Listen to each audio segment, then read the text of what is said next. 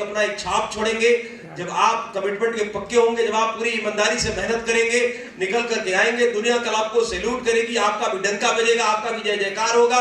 आपके इलाके में भी आपका वो बोलते हैं ना, आपका एक ऐसा नाम होगा कि लोग बोलेंगे कि बेटा हो तो ऐसा हो। ये सब कुछ तभी संभव है जब आप रगड़ करके पूरे दिन रात तबीयत से 4-5 साल झोंकेंगे और झोंक देंगे तो सेल्फ शॉप और इवॉल्व इंडिया का झंडा पूरे हिंदुस्तान में लहरेगा। So wish you all the best and go Diamond. Thank you very much.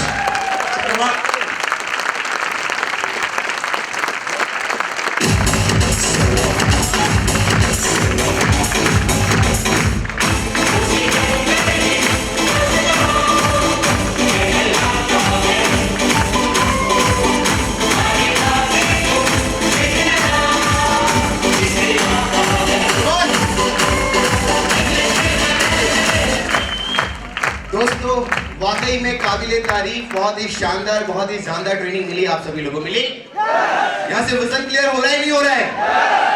क्या स्लाइड का हेडिंग क्या था इस ट्रेनिंग का? आरंभ तो है, इस प्रोग्राम का नाम है यार आरंभ। इस जो ट्रेनिंग पार्ट जब सर ले रहे थे, सबसे पहले तो मैं चाहूंगा आप सभी लोग जोरदार तालियों से सर का धन्यवाद प्रकट करेंगे। बहुत ही शानदार ट्रेनिंग दी और हमें अपने सपनों तक पहुंचाने के लिए भड़काऊ जरूर किया है। जोरदार तालियां सभी लोग, प्लीज आप सभी लोग बैठ जाइए। सर ने बहुत सारी बातें बताई, many industries and one stop, that is safe shop. एक बार सेफ शॉप कंपनी के बाद जोरदार तालियां सभी लोग हमारे लिए। बहुत सारी बातें हो रही थी लोगों के लिए, है ना?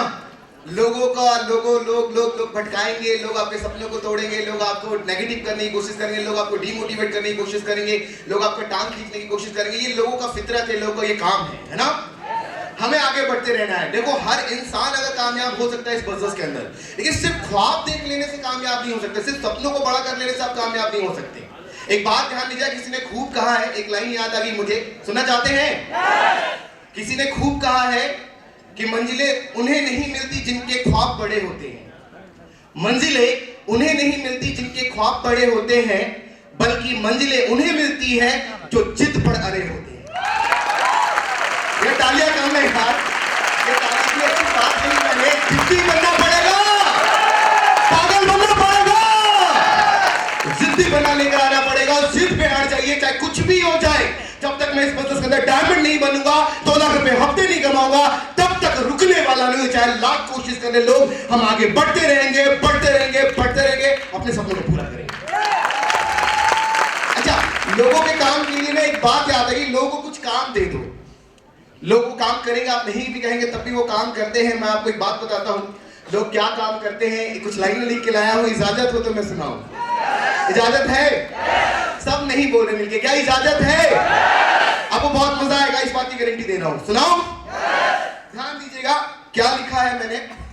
ढूंढना है तो खुद में तो खूबियां ढूंढ, कमियां निकालने के लिए तो लोग हैं। यानी ढूंढना है तो खूबियां ढूंढ अपने अंदर, कमियां निकालने के लिए तो, बोलो मेरे साथ, कमियां निकालने के लिए तो, रखना है कदम तो आगे रख, रखना है कदम तो आगे रख, पीछे खींचने के लिए तो, सबके आवाज, पीछे खींचने के लिए तो, सपने देखना है तो ऊंचे देख, सपने देखना है तो ऊंचे देख, नीचा दिखाने के लिए तो, नीचे दिखाने के लिए तो, तू बस अपने अंदर जुनून की एक चिंगारी भड़का, तू अपने अंदर एक जुनून की चिंगारी भड़का, जलने के लिए तो, अरे तेज नहीं बोलो, जलने के लिए तो,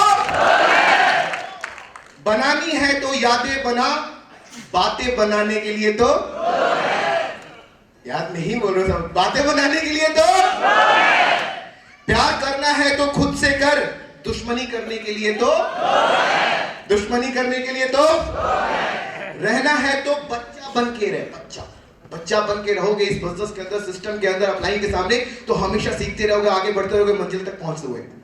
और जिस दिन समझदार बन गए उस दिन काम खराब हो जाएगा, है ना? तो रहना है तो बच्चा बन के रहे, समझदार बनाने के लिए तो एक्सपीरियंस दे दे के, है ना, आपको बहुत ही स्ट्रांग बना देते हैं ना दोस्तों। आगे एक लाइन है, भरोसा करना है तो खुद पे कर, शक करने के लिए तो है ना, तू बस खुद को संवार ले आईना दिखाने के लिए तो लोग है ना। खुद की एक अलग पहचान बना, खुद की एक अलग पहचान बना, क्योंकि भीड़ में चलने के लिए तो है ना। अभी खत्म नहीं किया, लास्ट में जो सबसे इंपॉर्टेंट है, ध्यान दीजिएगा। तू बस कुछ करके दिखा अपनी जिंदगी के अंदर, तू बस कुछ करके दिखा अपनी जिंदगी के अंदर, इस दुनिया के अंदर तालियां बजाने के लिए तो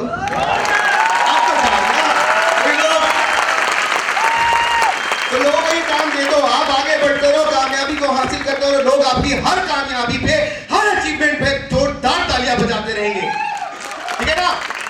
तो दोस्तों अब टाइम है आगे का सेशन को स्टार्ट करने का, तो आप सभी लोग तैयार हैं? तैयार हैं? तो एक बार जोरदार तालियों से मैं नेक्स्ट लीडर को स्टेज पे आमंत्रित करने जा रहा हूं, जो आपको आगे के लिए बताएंगे कि आगे आपने करना क्या है। आपके पास बहुत सारी अपॉर्चुनिटी है, कैसे आप उसको इनकैश कर सकते हैं, कैसे अपने लाइफ में आगे बढ़ सकते हैं। तो क्या मिलना चाहते हैं? तो एक बार जोरदार तालियों से अपने जगह पे खड़े होके हम उनको आमंत्रित करेंगे। Please welcome our double diamond leader mister Ratan Kumar on the stage.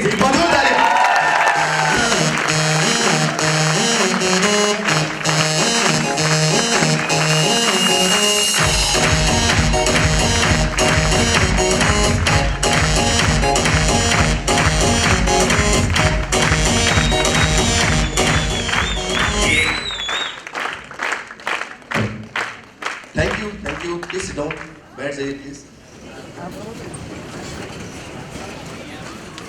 कुछ लाइनें हैं। सख्त रास्तों पर भी आसान यह सफर लगता है, सख्त रास्तों पर भी आसान यह सफर लगता है, निश्चित ही आप सबकी दुआओं का असर लगता है। आपने अब तक जो सेशन विटनेस किए, आपको बहुत कुछ सीखने को मिला होगा। बहुत कुछ सीखा आपने।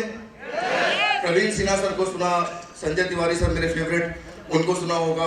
बहुत शानदार बातें आपको बताई गई। एक बात मैं आपके सामने शेयर करना चाहता हूं। कितने लोग, अगली स्लाइड प्लीज क्लिक कीजिए, सफलता का मंत्र क्या है, सूत्र क्या है, फॉर्मूला क्या है, कोई बताना चाहेगा? निरंतर आगे बढ़ते रहना, कर्मठता से काम करते रहना, पुरजोर कोशिश करना, मेहनत करते रहना, लगे रहना, इसी को बोलते हैं सफलता।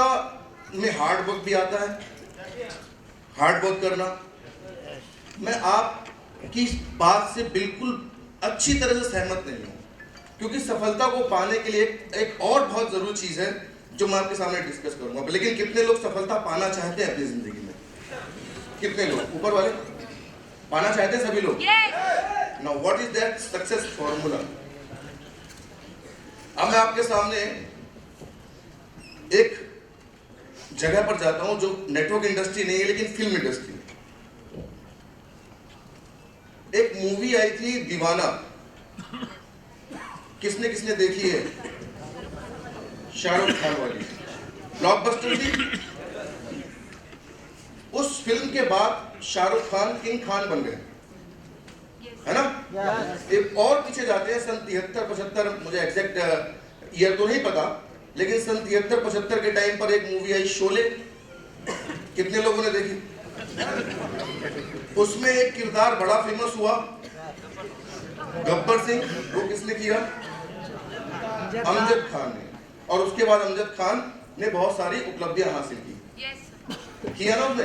हालांकि उसमें हर एक किरदार ने, जिसने एक डायलॉग भी बोला इतना सन्नाटा क्यों भाई, वो भी बहुत फेमस हो गया।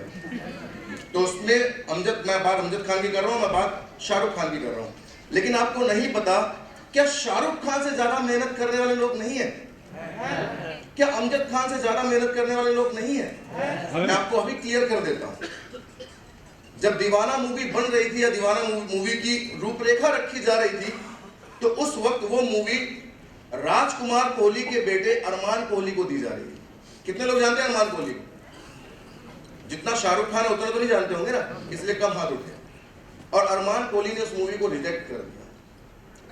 जब गब्बर का रोल दिया जा रहा था रमेश सिप्पी जी के द्वारा, तो वो रोल अमजद खान को बाद में मिला, पहले वो रिजेक्ट होकर आया, वो पहले रोल मिला डैनी जी को और डैनी जी ने उस रोल को मना कर दिया। अब आप सोच के देखिए कि जो अरमान कोहली आज जिनका वजूद नहीं है कुछ, डैनी ने फिर भी अपना महारत हासिल की, लेकिन आज उनको इस बात का मलाल होता होगा कि नहीं होगा कि मैंने वो मूवी रिजेक्ट क्यों की, और मैंने अरमान कोहली को इस बात का मलाल हमेशा होता होगा कि नहीं, अगर मैं इस मूवी को करता तो शायद आज मैं भी किंग खान की तरह नाम रोशन कर देता। ऐसा फील होता होगा।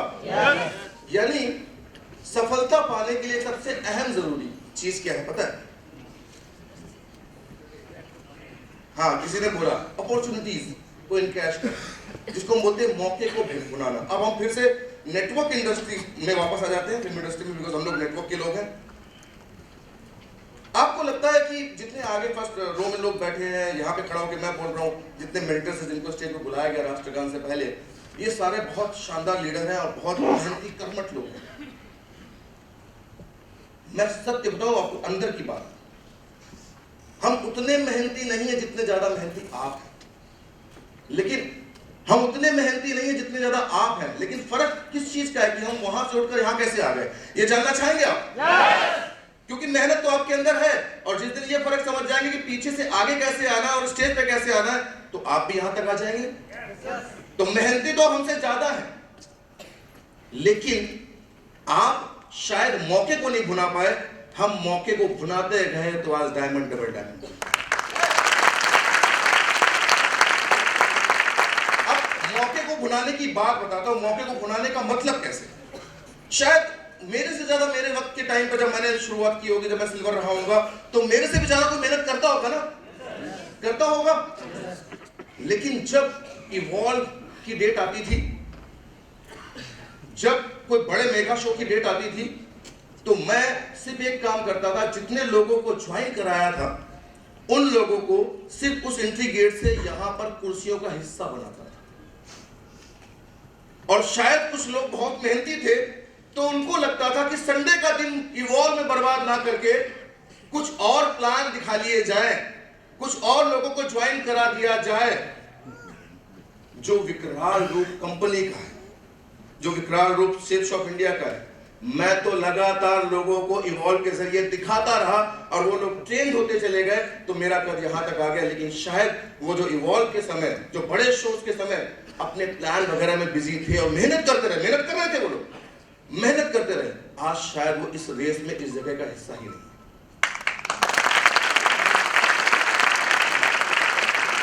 तो सिर्फ करना क्या आपको? सही वक्त पर सही मौके को भुनाना। मैं फर्ज कीजिए, मुझे यहां से नई दिल्ली रेलवे स्टेशन जाना है और मेरे पास सिर्फ बचा आधा घंटा, तो मेरा सबसे पहला काम क्या होगा? और मुझे लेके जाना अपनी फैमिली को, मेरी बीवी, 2 बच्चे और मेरी मां। सबसे पहला काम क्या होगा? जल्दी बताइए, क्या करेंगे? सबसे पहले ओला या ओवर बुक करेंगे, टैक्सी बुक करेंगे।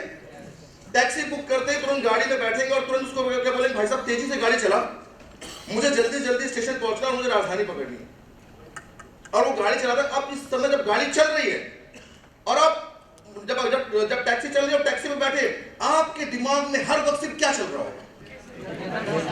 घड़ी रास्ता, घड़ी ट्रैफिक ना हो जाए, घड़ी टाइम निकल रहा है, और आप बार बार किसको पिंच कर रहे होंगे? भाई साहब जल्दी तेज चला दे, जल्दी पहुंचा दे, जल्दी पहुंचा दे, जल्दी पहुंचा दे। और अब 5 मिनट पहले गाड़ी रुकती है अजमेरी गेट के सामने, और वहां पर 16 नंबर के प्लेटफॉर्म से राजधानी को निकलना 5 मिनट बचे हैं। क्या वो इंसान उम्मीद खो देता है? तुरंत पैसे निकाल कर देता। और अब एक बूढ़ी माँ है, उसकी पत्नी है और 2 बच्चे हैं। सामान उठाता है और क्या बोलता है?